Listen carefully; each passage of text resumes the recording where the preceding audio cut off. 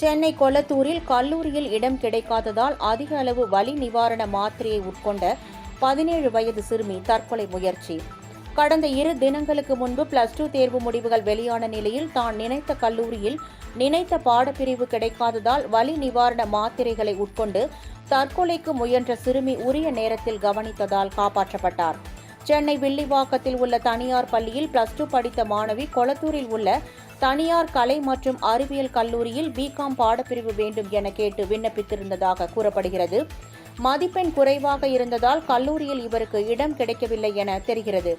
இதனால் மிகுந்த மன வருத்தத்தில் இருந்த ஸ்வேதா நேற்று தனது அம்மா பயன்படுத்தும் 15 வலி நிவாரண மாத்திரைகளை உட்கொண்டு தற்கொலைக்கு முயன்றுள்ளார்.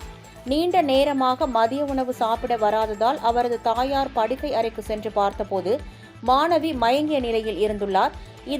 இதனை அடுத்து அவரது தாயார் அக்கம்பக்கத்தினர் உதவியுடன் மாணவியை உடனடியாக மருத்துவமனைக்கு கொண்டு சென்றார். இதனைத் தொடர்ந்து அங்கு அவசர சிகிச்சை பிரிவில் சேர்க்கப்பட்டு தீவிர சிகிச்சை அளிக்கப்பட்டதில் மாணவி உயிர் பிழைத்தார். தொடர்ந்து அவருக்கு சிகிச்சை அளிக்கப்பட்டு வருகிறது. இதுகுறித்து சென்னை கொளத்தூர் காவல்துறையினர் வழக்கு பதிவு செய்து விசாரணை மேற்கொண்டு வருகின்றனர்.